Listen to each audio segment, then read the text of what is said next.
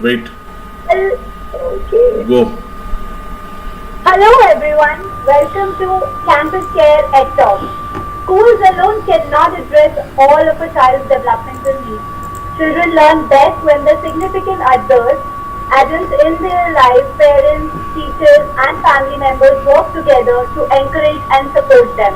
Today we will be discussing not only the meaningful involvement of parents, but also schools should be organized and how children should be taught at home. Today, we are joined by a panel of experts.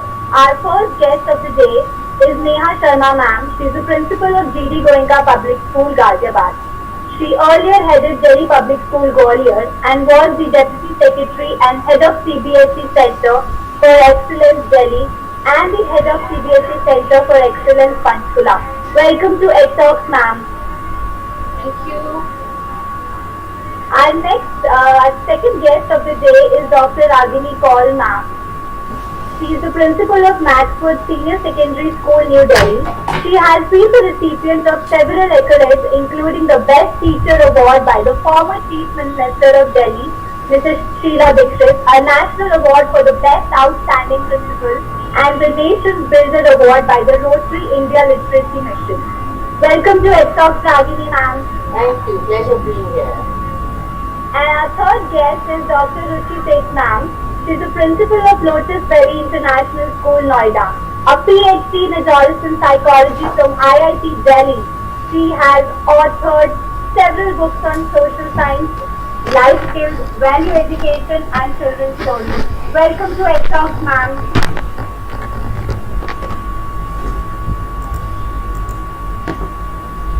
Our fourth guest is Nirali Dagli, ma'am. She is the principal of Calorx Public School, Ahmedabad.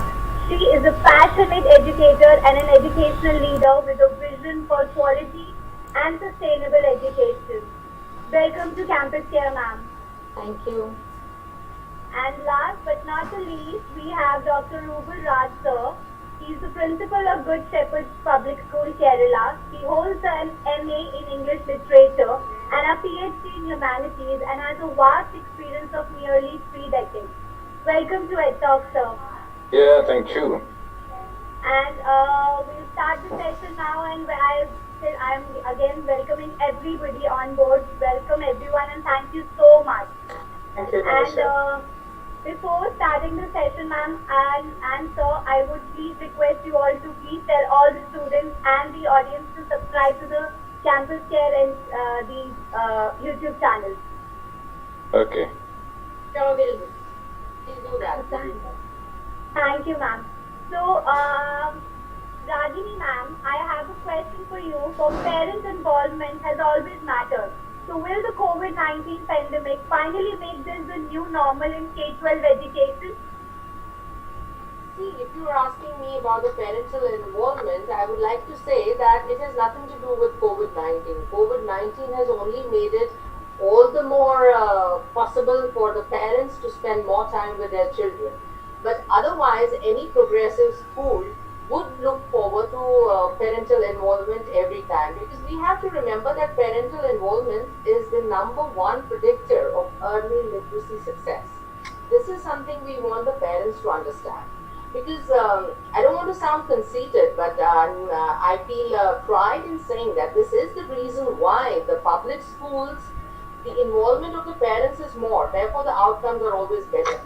It's only because of the parental involvement. Until the parents and the school, or the effective home school link that we call it, unless and until you collaborate and partner and have a common objective, achieving our objectives or the targets is not impossible, but it gets difficult. So COVID has made it really a little bit more feasible, because we were under the lockdown period and we could spend more quality time with our family, with our children. So it gave them, so the involvement became more compared to what it was earlier. But as an educator, I would like to say and request all the parents on board here today that their involvement is a must, COVID or no COVID. That's my take on it. Definitely, ma'am. So, Neha ma'am, schools have moved mountains to engage students in distance learning during this crisis. Is it a challenging? Is it a challenge to involve parents in homeschooling and the academic success of their children? Well, Nimisha, what I very strongly feel is that it's always good to involve parents, when it comes to the academic success of their work. For one Yes, ma'am. simple reason that they get even more excited celebrating it together. And also, when we talk about digital involvement of students, so I think it's this generation which is teaching us how to handle technology much better, and even parents at home. Because you know what, it's not just students who are facing this lockdown; it's also the parents trying and managing their office Zoom meetings and their social connects over various technology platforms.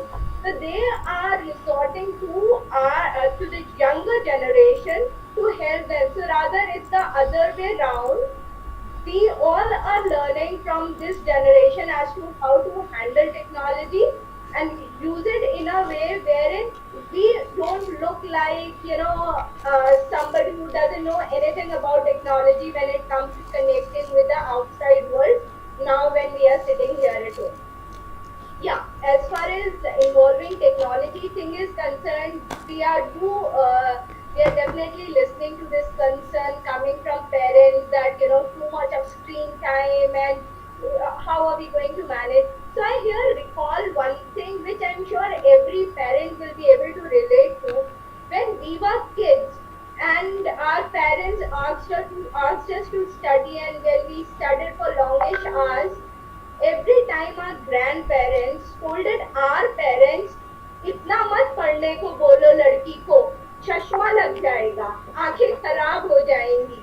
So now we are facing the same thing, I think now, and none of us honestly have we all enjoyed this reprimand which kind of our parents received from our grandparents. We felt fine, there's somebody who's actually supporting us. Now what's happening is when schools are working on rationalizing the screen time and working on various aspects of asynchronous and synchronous learning. So what's happening is that definitely we have to find a balance between the screen time, between the digital connect that we are giving to the students, but at the same time, a lot is to happen beyond the digital connect, because the children, they learn a lot observing you. So this is the time where you just don't have to focus on content; you also have to focus on a lot of life skills, how as adults we teachers and the parents are handling this pandemic situation. What is it that resilience is all about when we talk about this particular situation? How are we managing the stress which we all are under? So the child here is learning a very clear life lesson just by observing us.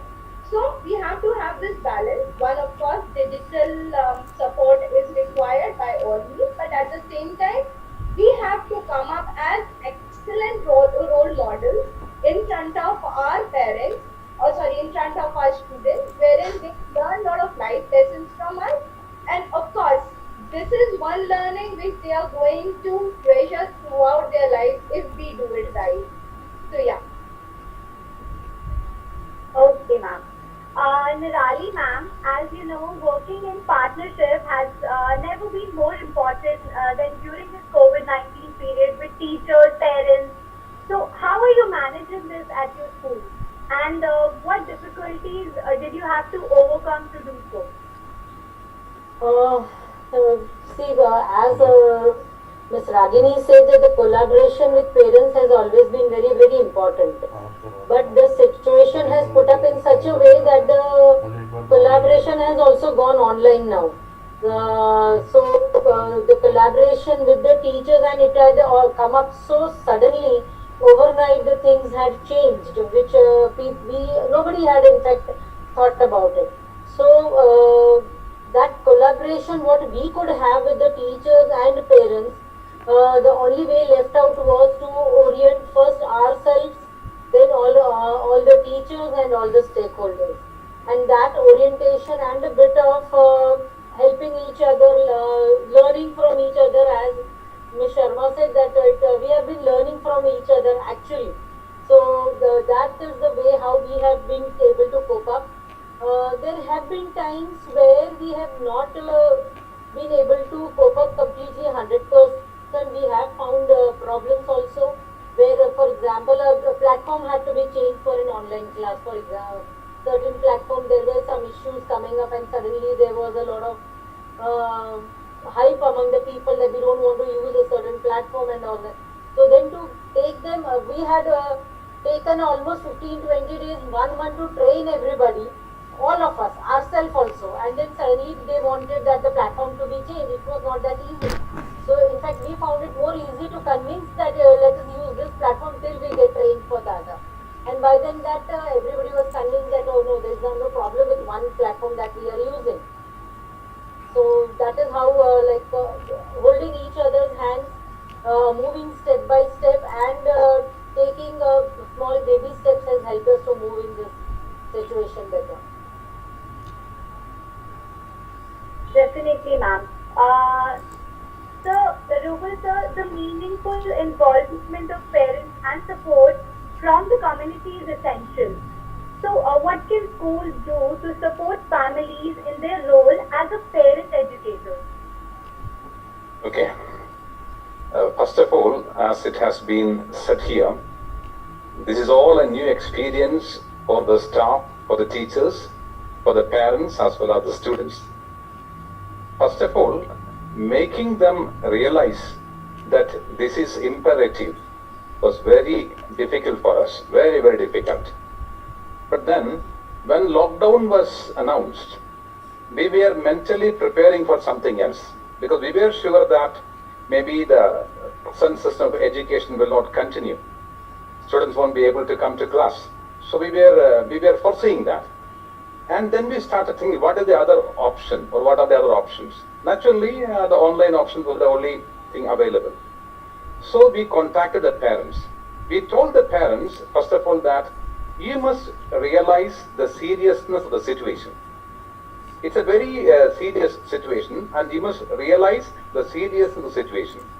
And we have no idea when this will come to an end, no idea.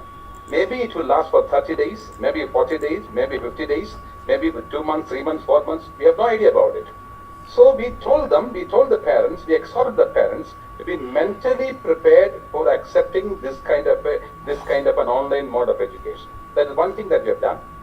Secondly, we have told the parents that you must provide your children with all the gadgets which is necessary for their education. That was our second request. Third one, the home atmosphere must be tuned, because your child is learning there, your children are learning there, and so the whole family atmosphere must be tuned in that kind of a way. We told the parents that a kind of fine tuning is necessary in a family setup, and they all said positive, and that is the way we reached them. Yeah, I think that's great, sir. And Ruchi ma'am, why doesn't our society see in a laid-off single mom the very same love, commitment, and potential we so easily recognize in our wealthier counterparts? Navisha, I don't know what you mean by this question, but I just like to talk about what is the role of the family, whether it's a single mom or whether it's a multi-generational family living together. The composition of the Indian family is so varied. You may have a single mom with a single child, or you may have parents, grandparents, grandchildren, 4 generations living together. I remember coming across this message where there were 40 members in a family living together, and one of them had COVID. They were living in a 3-story house, and how they managed was what was being shared on a WhatsApp group. So you can imagine the kind of variety in a family composition that we have in India. And so it's not easy, because while it's very important to say that parents have to get involved in their child's learning process, and I think it's very rightly said by our panelists that success in school or success in academics depends and is positively correlated with the involvement of parents in the child's school life. That's definitely the case. But there are many challenges.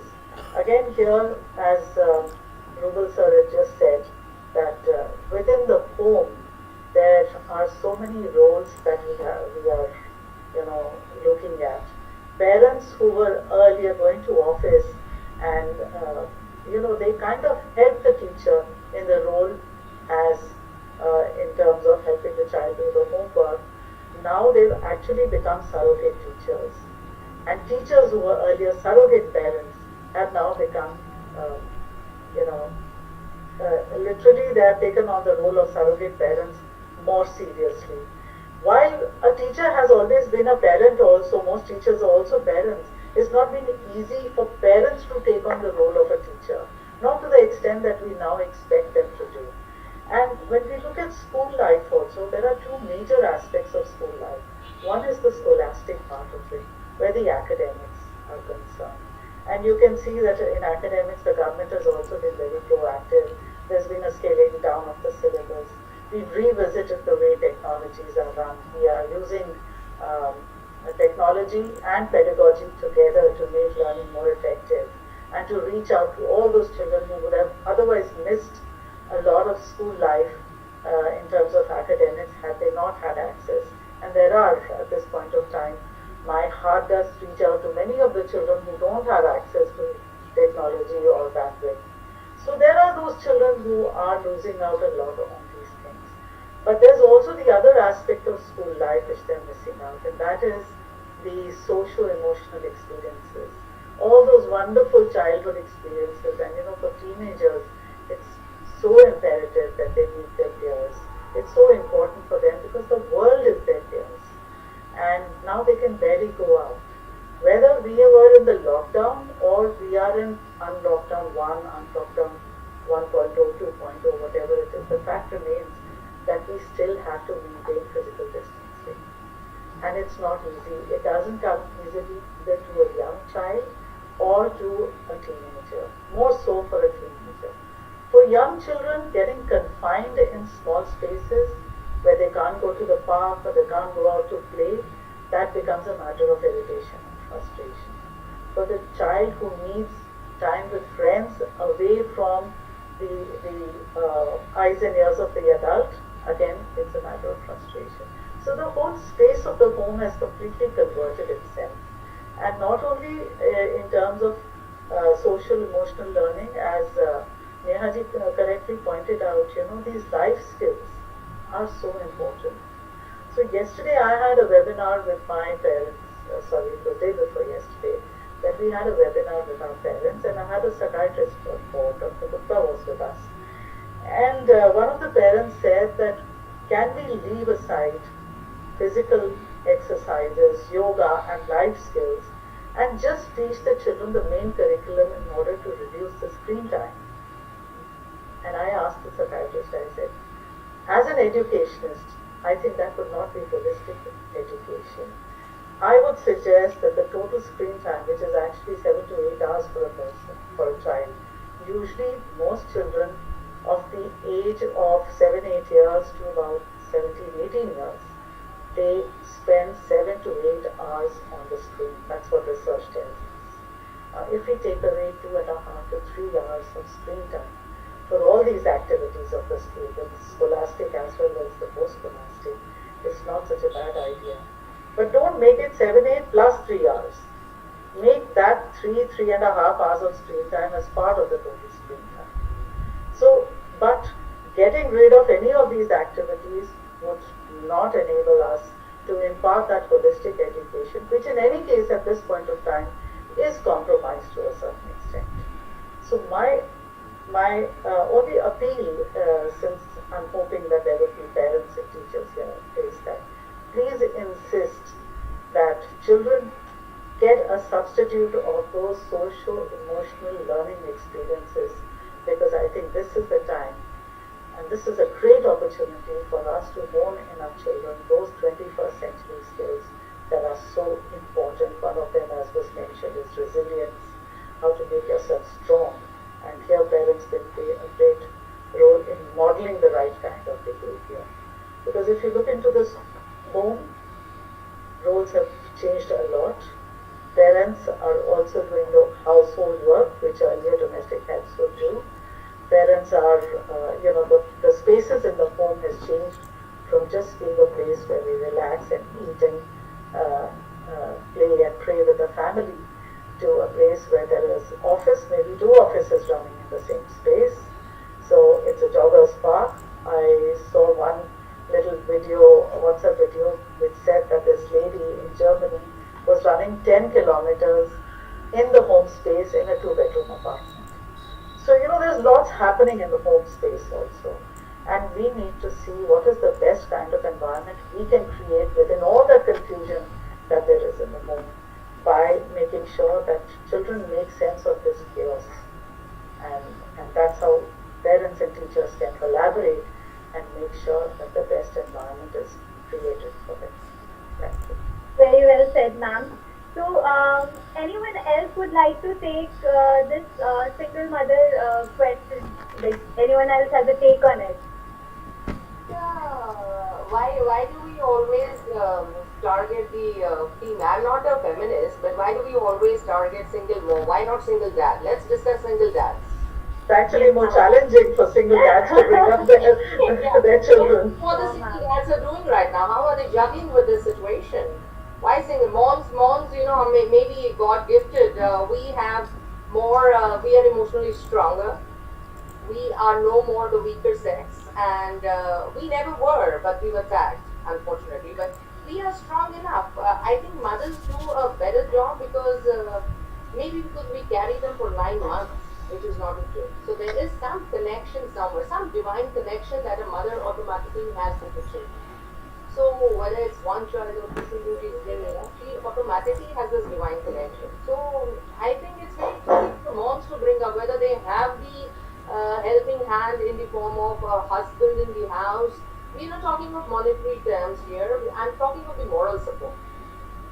I think financially, Ragini, if you look at it financially also, a lot of women are doing very well, and there's no saying whether it will be a man or a woman who get laid off from work because of the kind of times and the situations that have arisen.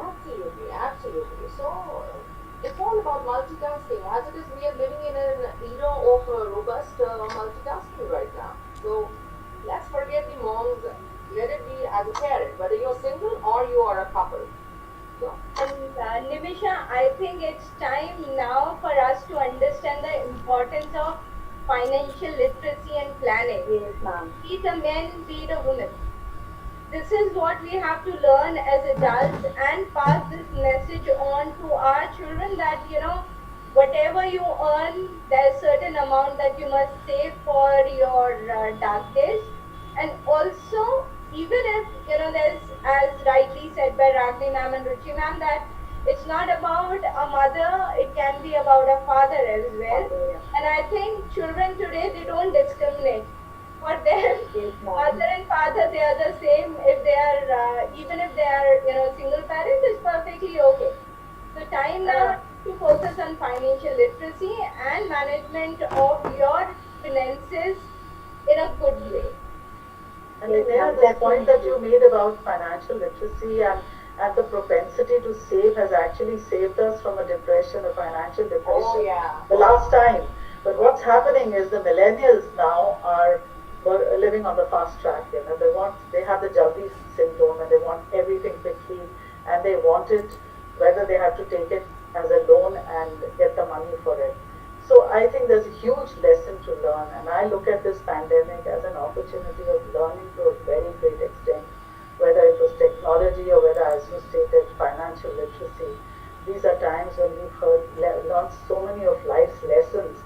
Let me share a little example. We have parents at the end of the year, when we send the children to the next class, parents want that their child should be in a particular section. And because the friends are there, and I always say to them, give me 3-4 days, we'll make sure the child settles in. And they need to settle, they need to be flexible, they need to be resilient. And it's difficult to convince them. But now is the time that I think they should realize why we say what we do as educators. And little lessons of life that we are learning through this can be imbibed so beautifully if we get together as a learning community, whether it's parents, teachers, children, or even other members of the family or the community. There's a lot to learn from this matter. Absolutely. And just one more thing here to add, Nimisha. So the thing is, we've always believed in this Vasudhaiv Kutumbakam thing, as Ruchi ma'am just said about living together as a family. So it's time now for us to come together, join hands, and also one essential life skill I think we all should understand and internalize is that of minimalistic living. How much we really need to be happy is what we should start thinking, and we should start decluttering ourselves. I think it's a good time to declutter. Declutter our minds and our surroundings. Definitely, ma'am. Yeah, I think millennials need to learn this thing. In fact, Nimisha, all the children who are listening to us right now, I would want to tell them that life is very simple. Let's not complicate it. That is one learning we have to take from this COVID-19. It's actually simple. And we've all experienced it during these days, the last 4 months. Yes, ma'am. Yeah, life is actually very simple. I have experienced this in the last 4 months. That you need not to go out every time. You can stay at home and just enjoy with the family. Yeah. So, ma'am, there's a question for all of you from YouTube that what are some upsides and downsides of homeschooling according to you? See, as Ruchi ma'am, I think has already touched upon it, there are certain constraints, but the only thing we as parents, as educators, as students and teachers have to understand is that this is an emergency situation, which is not self-created. It's very unfortunate what we are going through right now. So we have to understand that the senses of offline schooling, it has its own parameters, it has its own consequences, it has its own a constructive side of it, and there are limitations to this online teaching, but then there is no other way out right now. So we have to thank God that we are now living in an era of robust technology where we have this option at least. So we have to ensure that within the limits that is available to us right now, learning doesn't stop. That's very essential. We have to ensure that learning doesn't stop. Whatever the medium, with its limitations, of course, the pluses and the minuses. The human touch, for example, the teacher patting the child, receiving the child in the morning, the communication skills, the pleasure of meeting your peers, as somebody, I think Ruchi ma'am already touched upon it, the pleasure of being with your peers up to a certain age. Nobody can forget that. So those limitations are there, but what is the best that we can take out of it is what we have to work upon. Yeah, I fully agree with what you said. When Stephen Covey came out with his theory, proactivity, you must be proactive. I don't think that people in India really understood the real meaning of it. But now we have realized, in the given situation, what is the best that we can do? This is the only thing that we can do, nothing else. But then, at the same time, there are some scholastic constraints and non-scholastic constraints. Scholastic constraints, as you said, there are some limitations. But non-scholastic is that, for example, in a family, I'm talking about very ordinary family, where there are 3 children, and they may be having only one gadget. Maybe the courses will be happening at the same time, and there is a lot of fight. Okay, who will take that? Who will use it? There are such problems, but gradually, maybe when situation demands, there will be solutions to these problems also. Yeah. And here I'll add one more thing is that as Ms. Ragini also said, Ruchi ma'am said, everybody said, I'm just adding a point that this is not a situation that we had asked for. It has come, and at that same time, Dr. Ruble was also saying in the beginning that in his area there is a lot of problem of technology and a lot of issues many people have been facing.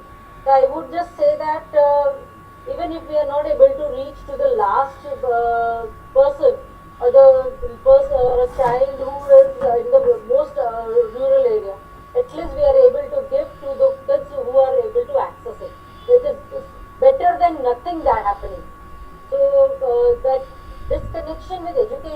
not happening. Ruchi ma'am very rightly said that we are in the era of technology. That is the thankfulness. And at that same time, I know that there are many, many unfortunate kids who are not able to have access to it. But at that same time, there are fortunate ones who have it. So let's try and balance that, that at least those who get whatever is possible, we are able to serve them well. I think, Nimisha, there's a beautiful line that's written in Neha's background. It says, dwell on the beauty of life. And I think if we all really dwell on the positivity and the hopefulness ahead, that will go a long way in making sure that children are comfortable with themselves. Families are comfortable with each other. It's a time to revisit our relationships. And I would like to address that issue about the single mom, because even I got a similar question earlier.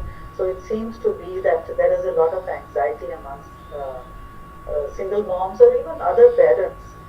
And I think the one thing we have to understand is we can do our best. And beyond that, we don't have to hold ourselves guilty about negligence or anything. So long as we are sure and we are mindful of the fact that we are doing our best for our child, and we leave it at that, I think both the mother and the child will be comfortable. But yes, it's important to explore every possibility where we can do our best. Yes, ma'am, definitely. Yes, Neha, ma'am. Yeah, so it's not exactly around the question that is asked, but yes, there are 3 points that I would like to share here. That, this is a small story wherein it comes from Akbar and Birbal, wherein Akbar once asked people that what is it that will make me happy in good times and support me in bad times. Akbar wrote on a piece of paper, I mean, if paper existed those days or whatever, this too shall pass. Ye waqt bhi guzar jayega. So we keep this thing in mind, as Ruchi ma'am just read this virtual background at the back, which I really love. Dwell in the beauty of life. So dwell in the beauty of life. Live in present as this too shall pass. Whatever you are getting today is something I think at one point of time we all prayed for, we all requested for. Husbands asking, my wife is not giving me enough time, she is always busy with household chores. Okay, here you go. Wives telling, my husband is not staying at home, he's always busy on his chores, his meetings, his whatever. Here you go.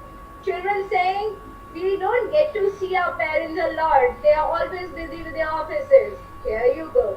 So, we all prayed for some things, and ma'am, sorry to interrupt, but even parents used to say that, we don't get to see you very much. So my mother, she always used to have this complaint from me.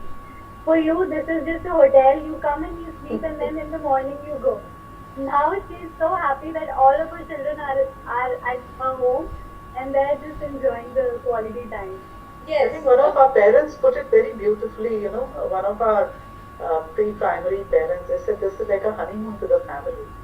Yeah, exactly, ma'am. And I can't stop quoting that because she was just so happy that she had more time with her child, that everybody was at home, that she could get the satisfaction of giving her child all the right foods to eat, the right habits to form. A lot of family bonding was happening. So we've got to really see the upside of it rather than the downside of it. It's an attitude of gratitude that we need to create during these times. Absolutely, ma'am. And I think change is it's like a only constant in life. So as we are, going forward and addressing the learning gap, Ruble sir, how are you looking to address the expected learning gap resulting from distance learning? Yeah, that's a very serious important, which is making all the educators a bit frightened. What will you do? Are we giving them what they need? We are giving them, okay. But is it sufficient? Maybe when they come to class and sit in the class physically, any gaps could be filled. But when they are sitting far away, filling gap is a real problem.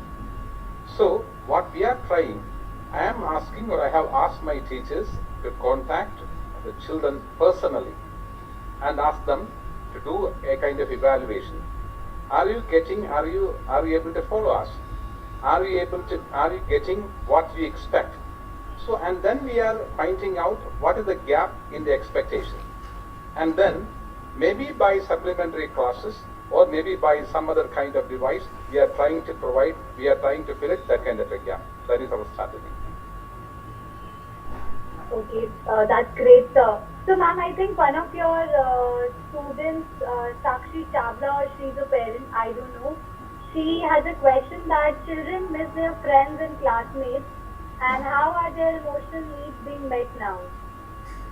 That's indeed, I don't know whom you are addressing this to. No, even I don't know. It's a question from YouTube. I think one of your maybe students, Sakshi Chavla, is there. She addressed it. Sakshi Chavla seems to be a fairly common name, so any one of us can answer. Neha, go for it. I know where it's coming from. Okay. And so, hi Sakshi. So, maybe you know what? It's all here, right? I'll recall one thing for you all here. So, in my childhood, we had a very conservative kind of a setup at home, and we were just allowed to go out and meet our friends every Wednesday. Rest all of the days we were supposed to stay at home. We could play in our lawns, but we were not supposed to go out. My father was in a job which somehow, for the security reasons, could not permit that liberty to us. So we all kind of waited for that Wednesday to come, wherein we had liberty to stay out of the house for those 2 hours, and those were the times where we connected. We, of course, we definitely had this liberty to go home. So we have to find out where all and what all we can do. If children are missing out, we have technology there to support us. The parents can definitely plan a Zoom meeting with all the friends of the child. They can always allow them to connect once in a while over a video call. There are a lot of online games, though I've never participated in one, but I have received a lot of requests from my cousins and from my other, friends and all to participate in that online Ludo. So there are a lot of online games wherein you can kind of connect.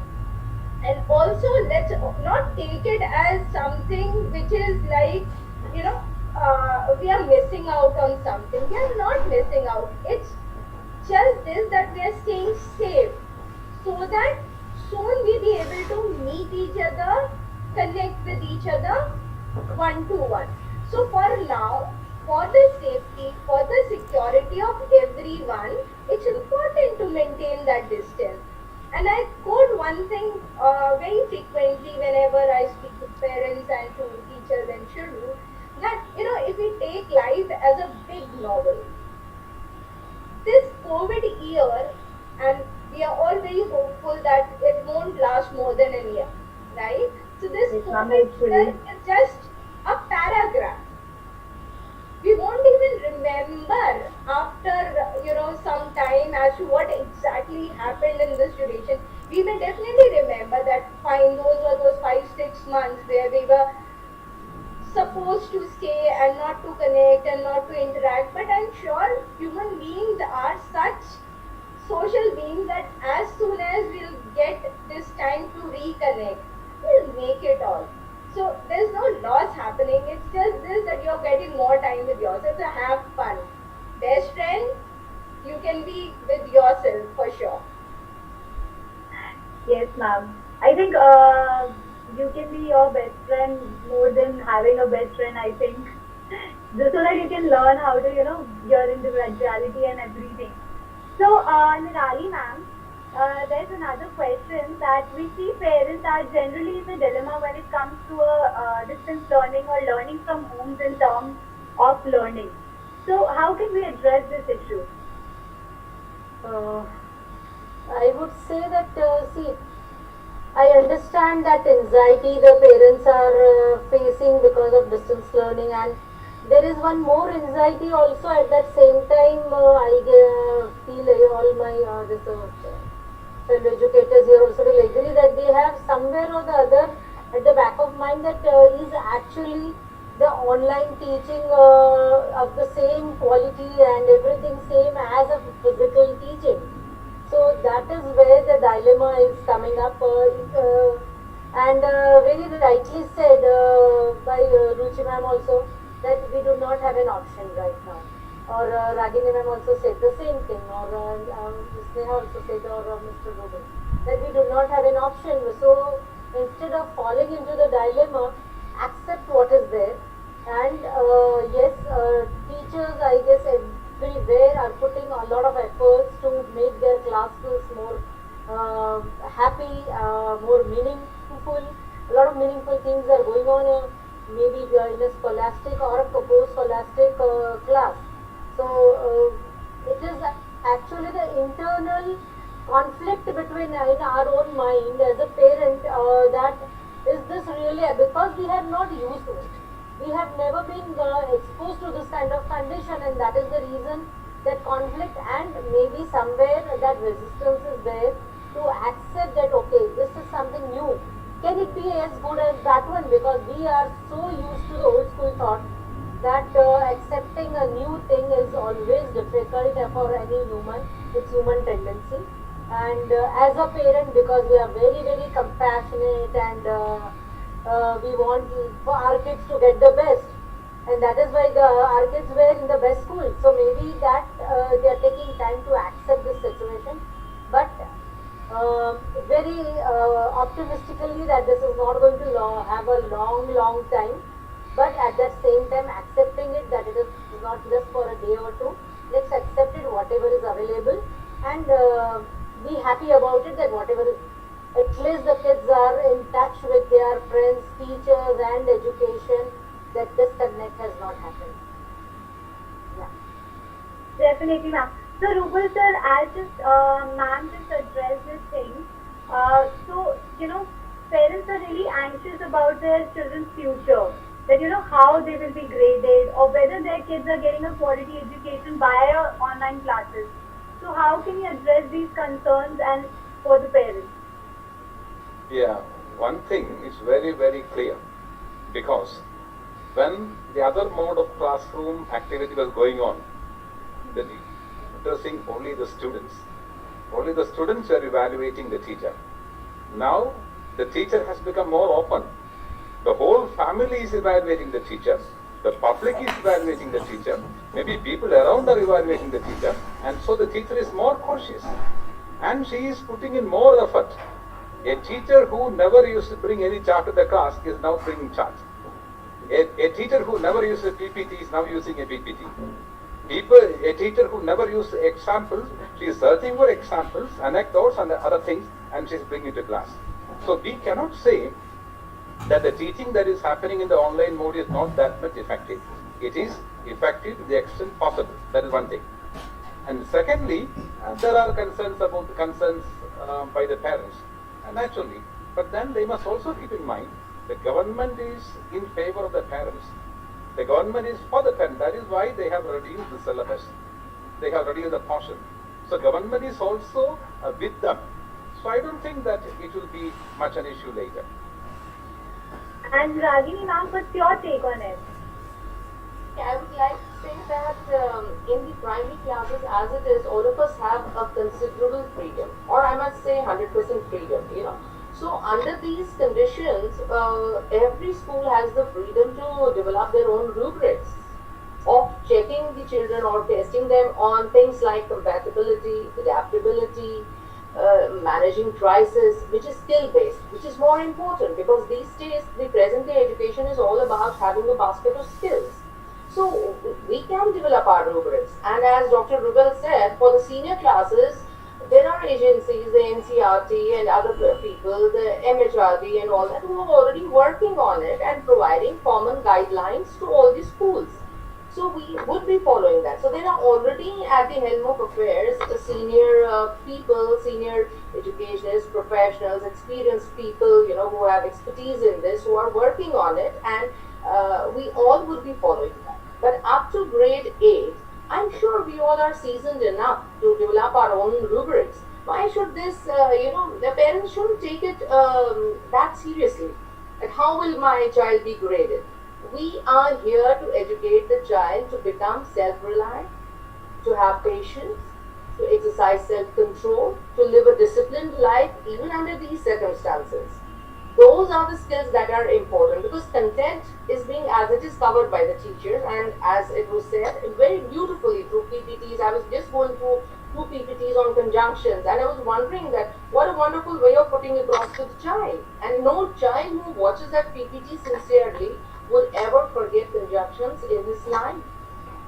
So grading the child is not a challenge for us. Yes, bringing the child and keeping them, focused is what is more important, because we don't have that control that we have in a classroom over children. Yes, ma'am. Child is at home, they have a tendency to pop on and pop off, they're not in front of the camera many a time. There's a mother running with a glass of milk. I experienced this myself. There's a mother running after the child with a glass of milk. Ma'am, मेरे बच्चे को तो भूख लगी 15 minute की gap दे दो. I'm sorry, my apologies to all the parents. But the child under the normal circumstances also at that particular time is in the school. तो उस टाइम दूध कौन पिलाता है बच्चे को? आप एक disciplined routine रखिए ना, maintained routine. That's very essential. This is what I tell my teachers as well, that do not flout the routine, the daily routine. If we used to get up at 6, don't disturb your body clock. Get up at 6, dress up for the day, and run your routine. The only thing is the physical venue has changed. If we keep that in mind, the physical venue has changed, everything will be normal. Till we don't actually have the schools open, which will happen shortly, I am very positive schools will open. It's just a matter of time, and we need, as parents, all stakeholders, teachers, educators, principals, parents, students, all of us have to have exercise patience, that's very essential. And it will filter down. If we, as a school, as educators are exercising patience, if we are confident and parents are confident and they are very positive, it will filter down automatically to the children as well. Definitely, ma'am. Ruchi, ma'am, as there's another question that we often forget that our teachers are from a generation who are not so technically exposed. So, how important is it that the need for cooperative learning, whereas the student becomes a technical educator? These days they don't say that teachers are supposed to teach and children are supposed to learn. We are all co-learners on a journey of learning. And if a teacher can't learn, then we are not teachers. So regardless of the age, it's lifelong learning that we're talking about. And I'm very happy to say, and I think everybody here, all my co-panelists will agree with me, that teachers have literally dived into technology, made it a point to learn and pick up the skills that are relevant to the times. We used to dabble in technology to some extent. In fact, if you look at it, just before the pandemic, the biggest debate was about whether the teacher is becoming redundant in the classroom. Now that debate has been settled with the pandemic. We all know that teachers are not irreplaceable. They cannot be replaced. The teacher's role is imperative. It has a certain role over there. The human factor has to be there, isn't it? That time we were talking about humanoids coming into the classroom and teaching. There was this robotic teacher called Sophie that had entered the classroom. That was the first to come in and all. And I remember just before the pandemic came in, I was a speaker also in some of these debates. Now, the next point is that how do we bring technology in the classroom? And look at the way the teachers have embraced technology. I mean, all the panelists have been talking about how beautifully teachers have adapted to the classroom, whether it's synchronous teaching, asynchronous teaching, whether it's using the technology for making PPTs or videos, recordings, etc. And now I think very soon we'll be getting to the next level of getting AR and VR into at at least AR will definitely come into the classroom, and we are already thinking of doing a webinar on that. Literally bringing the elephant into the classroom, so to say. Now, if we don't do this, education will not remain relevant. We have to move with the times, and I think teachers have done that very beautifully. But we have also had parents who are already advanced in technology. When we switched from Zoom to Microsoft because of the trouble that we were having with Zoom, and I must say here that Zoom was not at fault actually. It was our inability to follow the privacy protocols and the safety protocols that caused all that confusion. However, that's a matter we've already addressed. So we all switched over to another platform, and I approached my parent who's in working with Microsoft, and he trained all our teachers. Within 4 days, all our teachers were on par and using technology beautifully. Now we're looking at how to do assessments through. So we've already done classroom teaching. Now we're looking at how to do assessments. And the beauty of using technology in the classroom, which our teachers are doing wonderfully, is also that you can experiment so much. There's theatre in the classroom, there's bed teaching that you can do. If a teacher is absent, substitution is never an issue. You just club the classes together. It's almost, we're simulating real life, and in fact going ahead beyond simulating school situation, we're going even further on. So I don't think teachers are in any way left behind as far as technology is concerned, no matter what their age is. I've learnt about technology much more than I knew earlier. So we're all upping our game, upskilling ourselves in whatever way the situation demands. And we are a learning community. Whether we take resource from a child to help us through technology, or from a parent or a teacher, we are all in it together. Even the governments are helping us in every which way. We're all coming together to do the best for the child. And couldn't be more beautiful than that. Ma'am, I think according to me, every teacher is a corona while his is a warrior. Oh, yeah, absolutely. So, Himanshu sir, yes ma'am, I'm so sorry. Add one thing or other is sum up what Ruchi ma'am just said, and which I'm sure all my fellow panelists will agree to. So, technology for us teachers was like that elephant in the room, which we decided not to acknowledge. This pandemic has somehow made us see it, and see it loud, clear, and very much obviously there as part of our regular routines every day. So yeah. So Himanshu sir, I have a question for you as well today. So when it comes to tech, how can schools be assisted? Of course, when it comes to tech, you had to ask the question to me only, I guess. So, I guess Ruble sir would be can vouch for that when it comes to tech, because we have been assisting him very well. And as Ruchi ma'am said that assessment and everything needs to be done online. Ma'am, Entab has been doing that for a long time, and we have online examinations as well.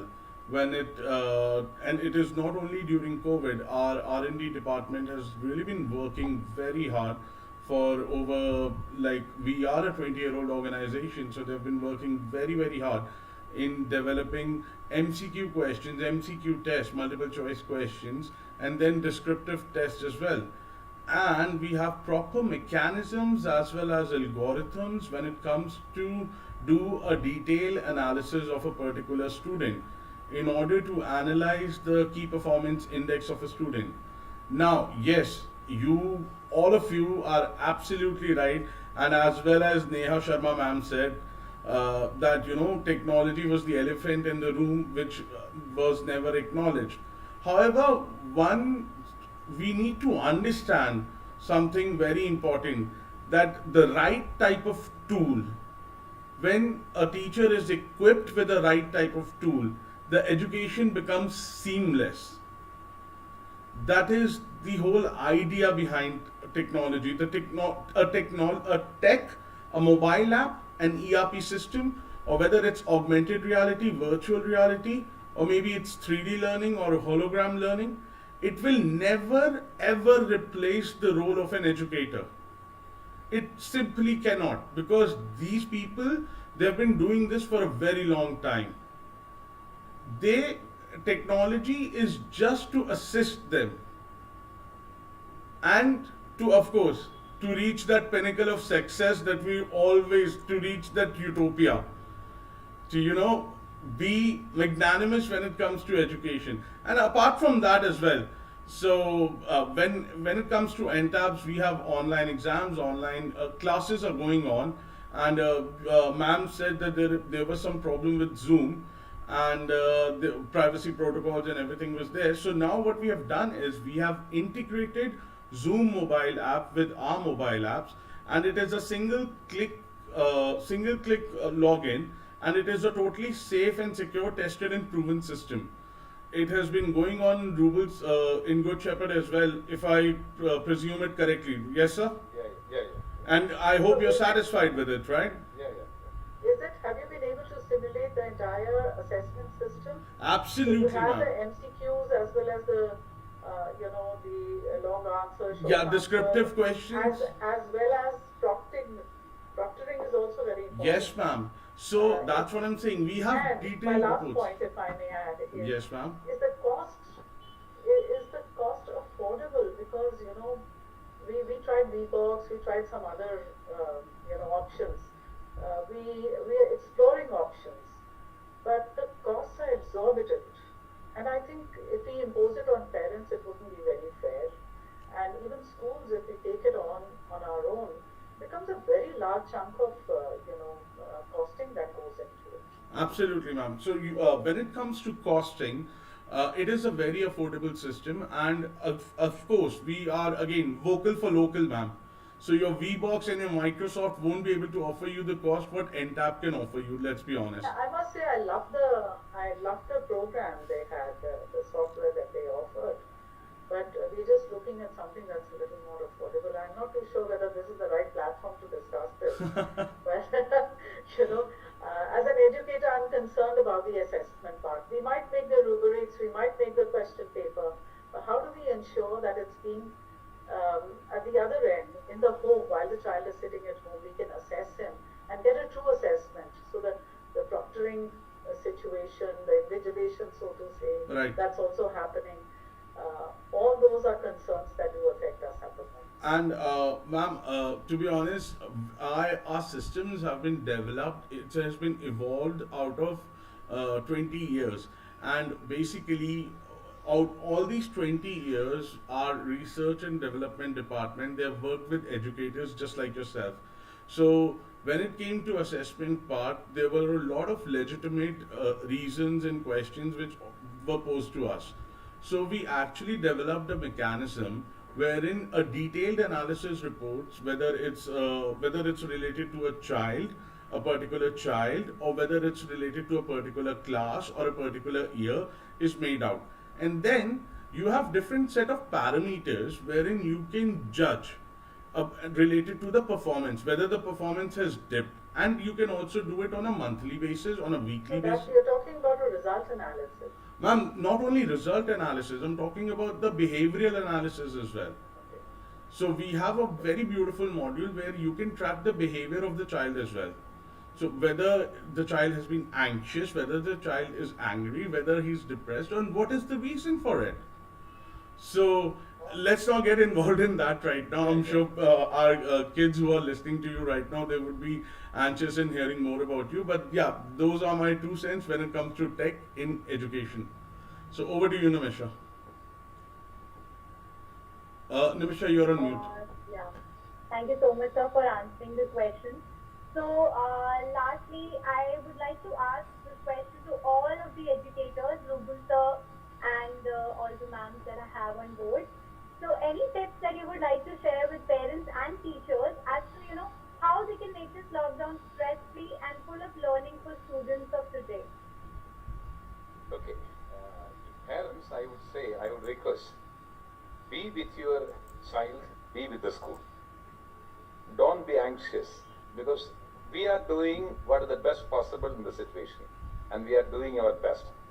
That doesn't mean that they're the only best, but we will be improving and that will be ultimately benefiting your children.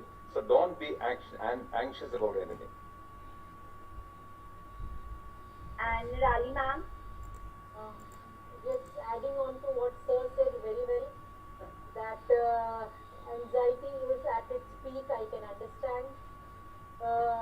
That parents have a lot of anxiety, and I will here add one more thing is there was a question asked to Ms. Ragini about the grading of the students.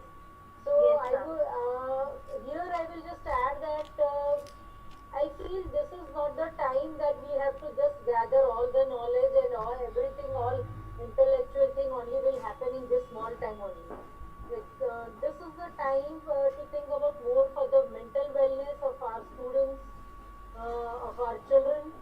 So at some point, even if there is less amount of learning happening, because I have heard a lot of parents meet and raising a point that my child is not able to manage with the online class or not able to cope up. Maybe small children and all, and we understand that. So I personally feel even I am a parent, I can understand. So feel that what is there that they are going to lose if they learn little less in this time. Everything, all the degrees and intellectual knowledge, everything is not going to come at one point in this small phase of time. Uh, this time is the time when we keep our kids, our students, our children happy. Their mental wellness is extremely important. And for that, we have to be away from our own anxiety and insecurities. Then only it will be passed on to our students, our own children. So my request to all the parents here, students here is uh, be happy. This time also will pass on, as ma'am said very, very nicely. I believe very much in that. Being a very optimistic person, that this time will also pass. And yes, it's human tendency that after a few years we love to tell stories about the time that has passed. Maybe right now we feel as adversity, but after a few years we'll be telling stories about that how we had kept ourselves going on in this adverse time. So this will also be passed on, but let's all remain calm, accept the situation and move on with whatever is possible, the best possible for us. And Ritu ma'am, what's your take on it? What tips would you like to give? Hello, Ruchi ma'am. Are you asking Am me? I audible? Yeah, I think. Okay. I thought you said Ritu, so. I'm sorry. So I'd say that, create childhood memories. This is the time when you can build in a bank of childhood memories. Take advantage of the situation in every which way. If you're positive, there's a lot of things that you can do. Do your best and leave the rest. Don't get anxious. Just do your best and leave the rest. Your inner instinct as a parent will guide you. And if you're positive, it will guide you in the right direction. So just do your best and leave the rest. The rest will take care of itself. Are you asking? Yes, ma'am. Yes, ma'am. I endorse what all the co-panelists are saying because this is a message for not only our parents, our students, but it's a message for we ourselves, because we have to understand that what is the positive side of this period, this time that has befallen us, what is it that we can derive out of it. The best thing is to build, this is the time for family bond. You can develop on your relationships, which helps you emotionally. It's a proven fact psychologically that when we maintain relationships during the adverse time, it is these relations that come to your rescue. And it's not necessary to be out of the confines of your four walls of your house to maintain those relationships. Thanks to technology, you can video call, you can Snapchat, you can make voice calls, and you can connect it through different mediums of technology. So maintain those relationships, bank upon that, talk, at least the ones that matter, the relations that matter. Develop that bond and see to the positivity. This is the best time to develop your hobbies, your Writing blogs, for example, if you've never done it before, what's the harm in trying it out right now? Do it. Yes, ma'am. And I think on 19th March, little did we know that we would be required to do all this learning. But the only thing that has stood by us is that we always believe that as educators, we are lifelong learners. We have no choice. That's true for everybody, each one of us. But especially for the educators, we are lifelong learners. So this is my message to the audience as well, comprising of all stakeholders, that consider yourself lifelong learners. Every situation teaches you something. There is something for us to learn, something from, all situations. So this COVID-19 will also have a lot of takeaways for us, which we can work upon later. When we come back to our normal self, we would be, banking upon these experiences, which will make us a better human being, a better person, and a better professional as well. Yeah. Neha ma'am, what tips would you like to share? Levisha, you know what? Somehow I had this intuition that if the webinar is starting with me, it's going to end somewhere on it. So, anyways, so what I just now thought was that one, I'll sum up quickly in pointers whatever all of us have shared, and also add some points which I feel are to be passed on to the parents. And here I'll say one thing, whatever I'm going to share now is not as a principal, not as a teacher, it's more as a parent myself of a 22-year-old kid.